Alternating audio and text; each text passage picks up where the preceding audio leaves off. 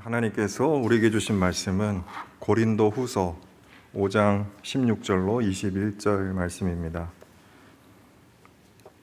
고린도 후서 5장 16절로 21절 말씀, 제가 받들어 읽을 때에 우리 주님의 음성을 듣게 되시기를 바랍니다. 그러므로 이제부터 우리는 아무도 육신의 잣대로 알려고 하지 않습니다. 전에는 우리가 육신의 잣대로 그리스도를 알았지만 이제는 그렇지 않습니다. 누구든지 그리스도 안에 있으면 그는 새로운 피조물입니다. 옛 것은 지나갔습니다. 보십시오, 새 것이 되었습니다. 이 모든 것은 하나님에게서 났습니다. 하나님께서는 그리스도를 내세우셔서 우리를 자기와 화해하게 하시고 또 우리에게 화해의 직분을 맡겨주셨습니다. 곧 하나님께서 사람들의 죄가를 따지지 않으시고 화해 말씀을 우리에게 맡겨주심으로써 세상을 그리스도 안에서 자기와 화해하게 하신 것입니다. 그러므로 우리는 그리스도의 사절입니다. 하나님께서는 우리를 시켜서 여러분들에게 권고하십니다. 우리는 그리스도를 대리하여 간청합니다. 여러분은 하나님과 화해하십시오. 하나님께서는 죄를 모르시는 분에게 우리 대신으로 죄를 씌우셨습니다. 그것은 우리가 그리스도 안에서 하나님의 의가 되게 하시려는 것입니다. 아멘. 우리 5장 17절 말씀 다 같이 한 목소리로 받들어 읽겠습니다. 5장 17절 시작.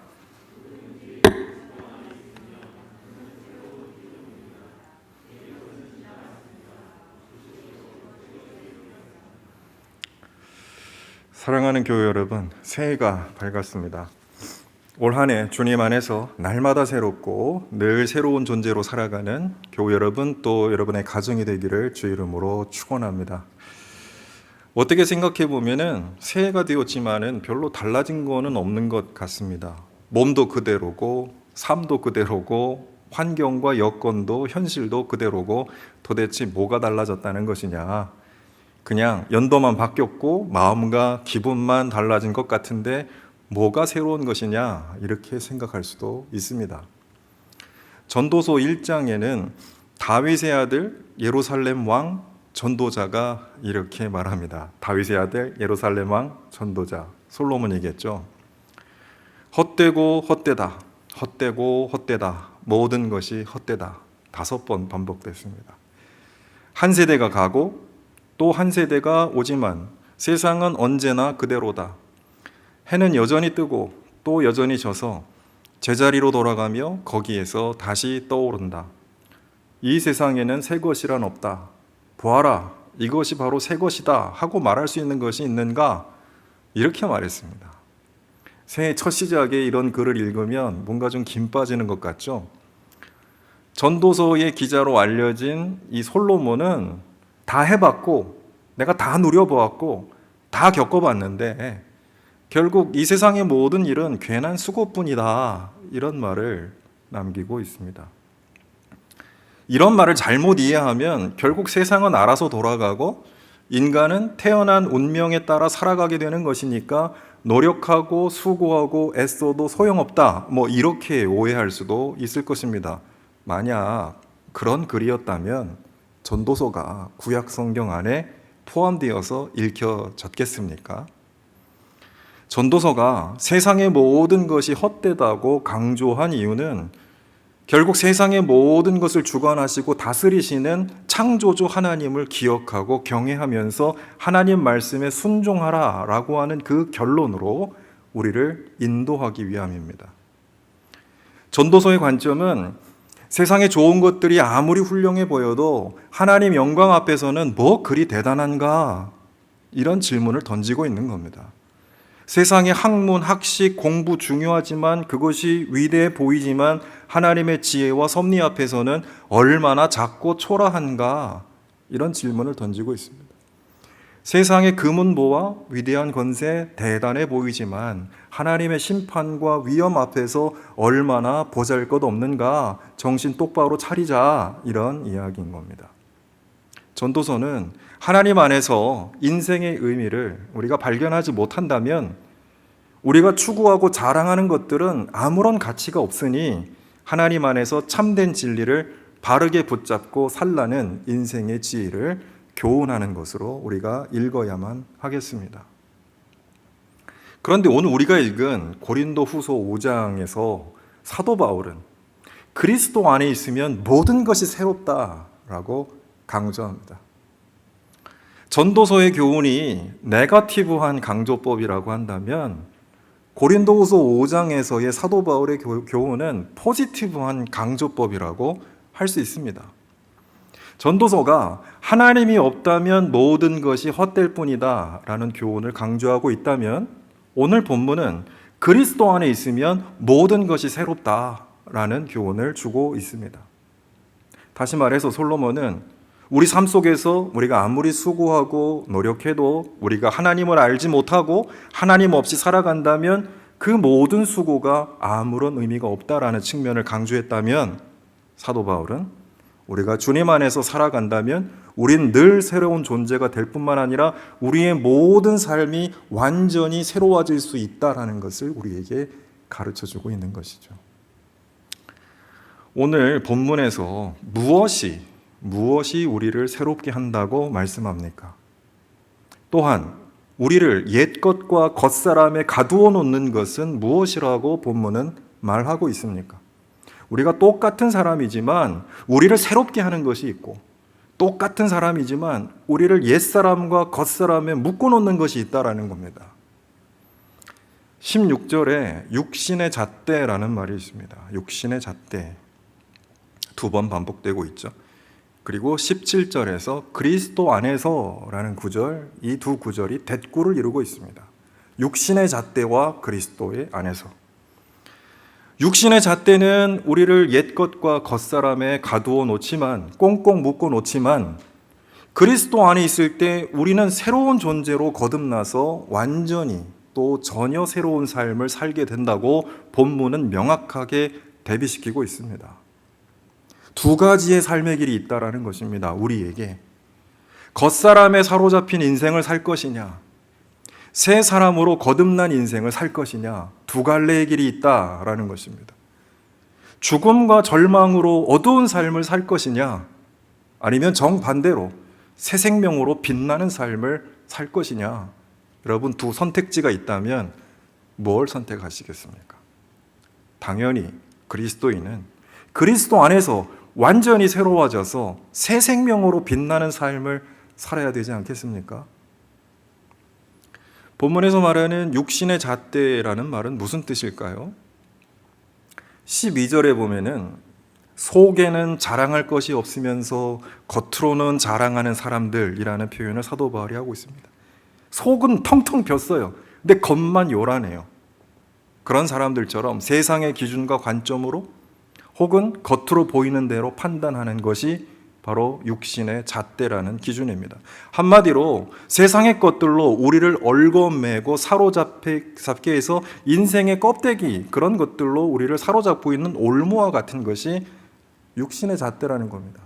살다 보면 이런 껍데기와 같은 것들에 붙들려서 얼마나 쓰러지고 넘어지는지, 얼마나 교만하고 또 자존심, 자굴지심에 시달리고 있는지 생각해 보면 우리를 묶어놓는 것이 이런 껍데기인 경우가 참 많습니다. 그걸 사도 바울은 육신의 잣대라고 말하고 있는 것이죠.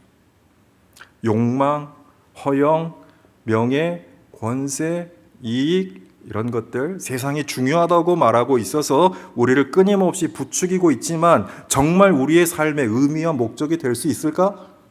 그런 면에서는 거짓된 기준인 것입니다. 그걸 육신의 잣대라고 사도 바울은 말하고 있는 것이죠. 하나님을 믿어도 육신의 잣대를 포기하지 못하면 우리는 어쩌면 하나님을 통해서 육신의 이 잣대를 추구하는 아주 허망한 인생을 살 수도 있다는 것을 기억해야 합니다. 하나님 안에서 육신의 잣대를 벗어버리고 그리스도 안에서 빛나는 새 생명을 발견해야 진정한 그리스도인의 삶이지, 우리가 육신의 잣대의 껍데기에 이 올무에 붙잡혀 살아가서는 안 된다라는 말씀인 겁니다. 사도 바울은 고린도후서 4장 16절 18절 우리가 읽은 본문의 앞부분인데요, 여기서 겉사람과 속사람의 삶을 비교하였습니다. 겉사람은 낡아가지만 속사람은 날로 새로워진다 라고 사도 바울은 이야기하였고, 그래서 그리스도인들은 세상에서 사람들이 보기에 고난을 당하며 실패하는 인생처럼 보일지 모르지만 그런 고난은 비교할 수 없을 정도로 영원하고 크나큰 영광을 이루는 것이기 때문에 우리들은 절대로 낙심하지 않는다라고 선언하고 있습니다. 보이는 대로 살아가지 말고 믿음으로 살아가자라고 사도 바울은 5장 7절에서도 강조하고 있습니다. 보이는 게 전부가 아니다. 믿음의 눈을 떠서 진짜 삶을 살아야 된다라고 사도 바울이 이야기하고 있습니다. 4장 6절에서 오늘 우리가 죄짓기 시작하면서 읽었던 본문인데요. 사도 바울은 고린도후서 4장 6절에서 이렇게 말합니다. 어둠 속에 빛이 비쳐라 라고 말씀하신 하나님께서 우리 마음속을 비추셔서 하나님의 영광을 아는 빛을 우리에게 주셨다라고 말씀하고 있습니다. 4장 7절에서는요. 바로 하나님의 영광을 아는 빛을 사도 바울은 보물이라고 표현했습니다. 우리 삶의 진짜 보물이 뭐냐? 하나님의 영광을 아는 빛이라는 거예요. 그 놀라운 보물을 우리에게 주셨고 그래서 그 보물을 간직한 우리를 질그릇이라고 표현하였습니다. 우리 육신이 하나님의 영광을 아는 빛이 없다면, 하나님이 우리에게 주신 그 보물을 가지고 있지 못한다면 우리는 그저 어둠 속에 사로잡힌 질그릇에 불과하지만 하나님 안에 주님이 주신 보물, 곧 하나님의 영광을 아는 지식의 빛이 우리 안에 담길 때 우리는 어두운 세상을 비추는 그런 대단한 능력으로 살아가는 빛나는 존재로 거듭난다라고 사도 바울은 우리에게 말하고 있습니다. 사도 바울의 말대로 평범한 질그릇과 같은 우리 자신을 빛나는 존재로 변화시키는 이 엄청난 능력은 우리에게서 나오는 것이 아니라 하나님께서 전적으로 주는 것이라고 말씀하고 있습니다. 그것은 하나님께서 그리스도 안에 있는 우리에게 주시는 위대한 선물인 것이죠. 올 한 해 시작하면서 우리가 받아야 될 최고의 선물, 하나님의 영광을 아는 빛이라고 믿습니다. 그리스도 안에서 하나님의 영광을 아는 빛이 우리 안에 담길 때 질그릇과 같은 우리가 빛나는 존재로 변화된다라는 말씀입니다. 4장 8절에서는 뭐라고 말씀하나요?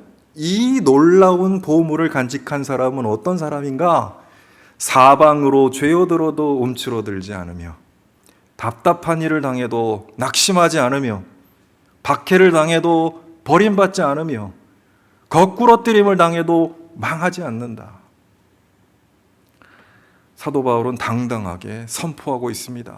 질그릇과 같이 연약한 존재이지만 하나님의 영광을 아는 빛이 우리 안에 담길 때 우리는 이렇게 세상을 이기는 사람들이 될 수 있다. 아니, 세상을 이기는 정도가 아니라 세상을 빛나게 하는 존재가 될 수 있다. 한 걸음 더 나가서 이 세상을 변화시키는 존재로 살아갈 수 있다라고 말씀하고 있는 거죠. 주변의 상황과 세상의 여건에 굴하지 않고 오히려 그것들을 변화시키는 능력이야말로 하나님이 그리스도인들에게 주신 참된 권세요 진정한 보물이라고 믿습니다. 믿음 생활하면서 이런 능력 가지고 살아가는 것이 하나님께서 우리에게 원하시는 진짜 믿음의 삶이 아니겠습니까? 이 세상 살아가면서 이 힘과 이 능력으로 살아가는 것이 정말 세상의 값진 보물이 아니겠습니까? 그렇기 때문에 사도 바울은 오늘 우리가 같이 읽었던 5장 17절에서 이렇게 선포합니다.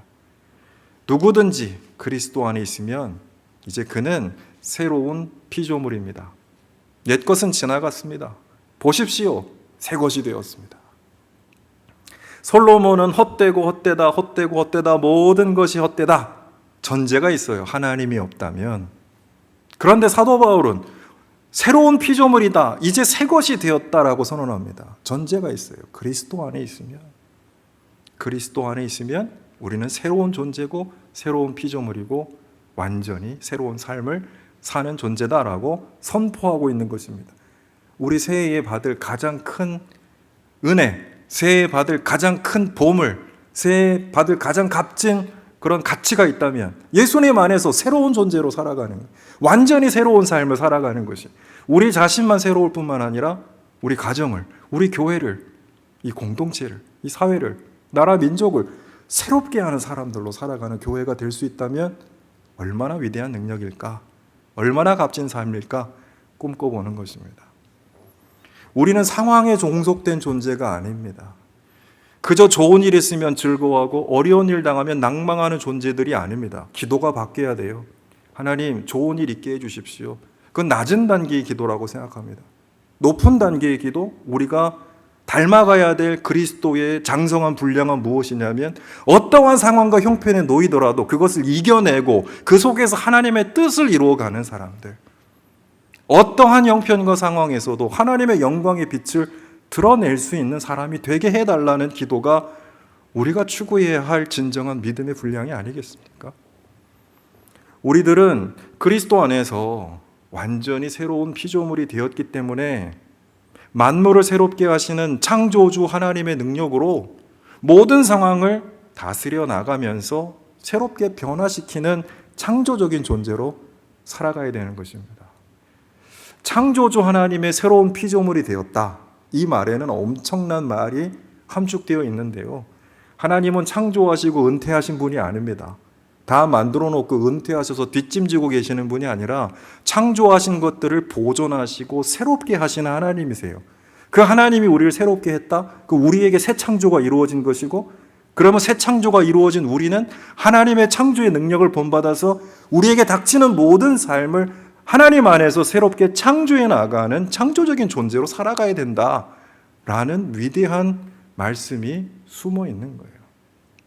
그런 능력을, 그런 권세를, 그런 선물을 우리에게 주셨다. 어떠한 상황과 형편에도 굴하지 아니하고 그리스도 안에서 우리를 향한 하나님의 뜻을 이루어가는 것이 저와 여러분의 올 한 해 삶이 될 수 있기를 주 이름으로 축원합니다. 사도 바울은 18절 이하에서 새롭게 변화된 그리스도인의 직분과 사명에 대해서 말씀합니다. 그것은 한마디로 화해의 직분, 화해의 사명입니다.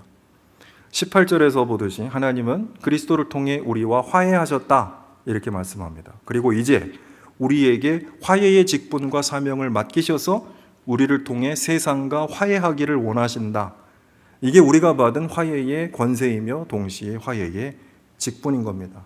그래서 우리를 그리스도의 사절, 앰버사더, 그리스도의 대사 이렇게 표현하고 있습니다. 그 사명을 감당하는 것이 바로 우리 그리스도인들이고 교회라는 것이죠. 그러기 위해서라도 먼저 하나님과 화해하라 이렇게 권면하고 있습니다. 새롭게 되기 위해서 하나님과 화해해야 한다. 만물을 새롭게 하시는 하나님의 능력으로 세상을 새롭게 하기 위해서라도 우리는 하나님과 화해해야 한다라는 말입니다. 화해라는 말은 뭘까요?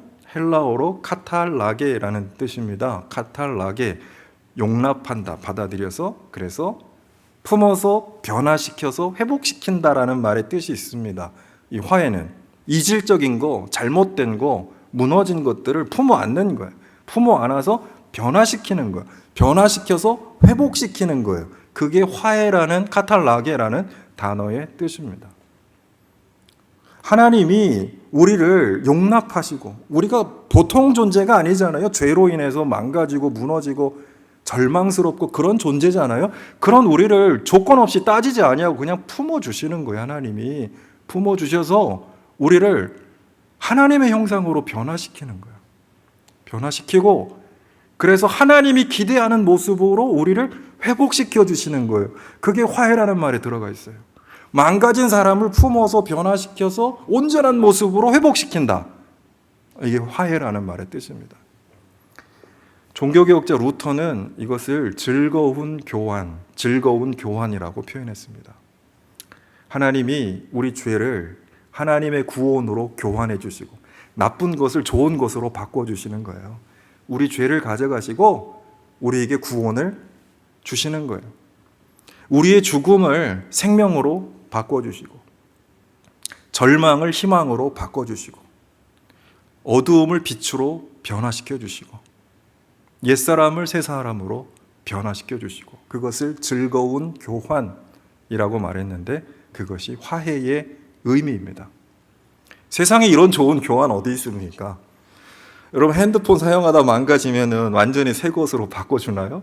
그런 보험 있습니까? 핸드폰 사용하다 망가지면 새 핸드폰으로 교환해주는 그런 좋은 보험 있습니까? TV, 냉장고, 자동차 마음껏 사용하다가 망가져가지고 폐기 처분할 때 신상품으로 바꿔주나요? 어릴 때 모래집 지으면서 부르던 황당한 노래가 있었습니다. 두꺼봐 두꺼봐 헌집 줄게 새집 다오. 말도 안 되는 말이에요. 그래서 노래 부르면서도 이게 도대체 무슨 말이냐 의아했던 기억이 있거든요. 헌집 줄게 새집 준다고요? 세상에 그런 일이 있습니까? 그런데 하나님은 우리에게 정말 말도 안 되는 놀라운 은혜를 주신 거예요. 헌 거를 가져가시고 새 거를 주신 거예요. 위대한 교환, 놀라운 교환이 일어난 거예요, 우리에게. 망가진 우리를 완전히 새로운 우리로 변화시켜 주신 것입니다. 망가지고 허물어져가지고 답이 안 나온 내 인생을 하나님이 새로운 삶으로 바꿔주신 거예요. 그뿐만이 아니라 이제 나를 하나님의 사절로 세우셔서 나를 통해 망가진 세상을 고쳐내시겠다는 거예요. 이게 얼마나 놀라운 일이 아니겠습니까? 대단한 사건인 겁니다. 그래서 하나님이 없다면 절망으로 끝나버릴 것들이 많아요. 지금 내가 좋다고 쫓아가는 것도 거기 하나님이 계시지 않으면 정말 절망으로 끝날 일들도 많아요. 그러나 주님 안에서는 우리가 끝이라고 생각한 것도 희망으로 되살아난다. 우리 삶에 그냥 지워서 없었으면 좋겠다라고 하는 고난도 희망으로 되살아난다. 하나님이 그 안에 계시면 이게 놀라운 사건 아니겠습니까? 이게 하나님께서 우리에게 주신 선물이에요.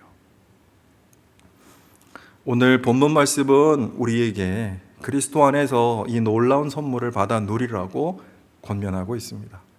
그래서 이제 모든 것을 새롭게 하시는 하나님 안에서 나도 새로워지고 우리 가정도 새로워지고 우리 교회도 새로워지고 이 세상도 새로워지고 그래서 이 세상을 치유하고 회복하는 화해의 사명을 감당하라고 우리에게 권면하고 있는 것입니다. 사랑하는 교회 여러분, 말씀을 정리합니다. 그리스도 안에서 우리의 마음과 생각이, 우리 삶과 행동이 완전히 새로워지는 한 해가 되기를 주의 이름으로 축원합니다.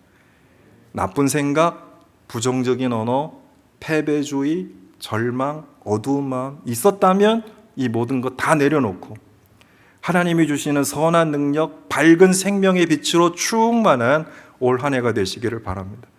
그래서 우리 마음과 생각이 새로워지고 우리의 삶과 행동이 진실되고 아름다워지기를 원합니다. 하나님의 영광을 빛나는 그 영광의 빛으로 말미암아 우리가 내면으로부터 완전히 새롭게 되는 경험을 해나가서 그리스도 안에서 하나님과 나 사이의 즐거운 교환, 은혜로운 교환이 날마다 이루어질 수 있기를 원합니다. 아침에 일어날 때 기도하고 밤에 잘 때 기도하고 마치 우리가 한 해의 끝을 또 한 해의 시작을 예배로 시작한 것처럼 우리가 하루의 시작과 끝을 하나님과 함께 시작하고 맺으면서 즐거운 교환이 일어나는, 그래서 어두운 것, 나쁜 것 다 내려놓고 좋은 것, 아름다운 것들로 변화되는 그 즐거운 교환이 날마다 순간순간 우리 삶에 넘쳐나는 한 해가 되기를 바랍니다. 또한 그런 우리를 통해서 우리 가정과 교회도 새로워지는 한 해가 되었으면 좋겠습니다. 이전과는 완전히 다른 가정, 이전과는 완전히 다른 교회, 이전과는 완전히 다른 인간관계로 변화되는 한 해, 그런 한 해를 우리가 살았으면 좋겠습니다. 그래서 저는 여러분에게 제안합니다. 올 한 해 작은 목표를 하나 설정해 보시기 바랍니다. 그 작은 목표가 작은 기도의 제목이 될 수도 있을 것입니다. 그래서 너무 거창한 계획 세우지 말고 계획 하나만 세워보자고요. 기도 제목 하나만 만들어 보자고요. 그래서 한 해 동안 기도해 보자고요. 그게 뭐냐면 우리 가정에서, 우리 교회에서, 혹은 내가 속한 학교에서, 공동체에서 내가 평소에 좀 안타깝다고 생각했던 것들, 내가 좀 문제가 있다고 생각했던 것들, 힘든 일이라고 생각했던 그 아주 작은 것, 너무 큰 거 말고요, 아주 작은 것 하나 설정해서 그거 놓고 1년 동안 기도해 보는 것입니다. 그래서 하나님 주시는 능력 안에서 우리를 통해 즐거운 교환이 일어날 수 있도록, 나쁜 것, 힘든 것, 어려웠던 일이 하나님의 은혜로 바로 내가 그리스도의 사절이 되어서 내 기도를 통해서, 헌신을 통해서 바뀌어지는 역사가 나타나도록 한 해 그런 목표 하나, 너무 큰 거 말고요, 작은 것 하나라도 우리 가정과 교회에서, 학교에서, 공동체에서 할 수 있는 그 하나를 놓고 우리가 기도하고 헌신하는 올 한 해가 되었으면 좋겠고, 하나님이 축복하셔서 우리를 통해 우리를 새롭게 하시고 우리를 통해서 또 가정과 교회를 새롭게 하시는 놀라운 역사가 나타나는 그런 우리 모든 교우 여러분 다 되시기를 주의 이름으로 부탁합니다. 기도하겠습니다. 주님 감사합니다.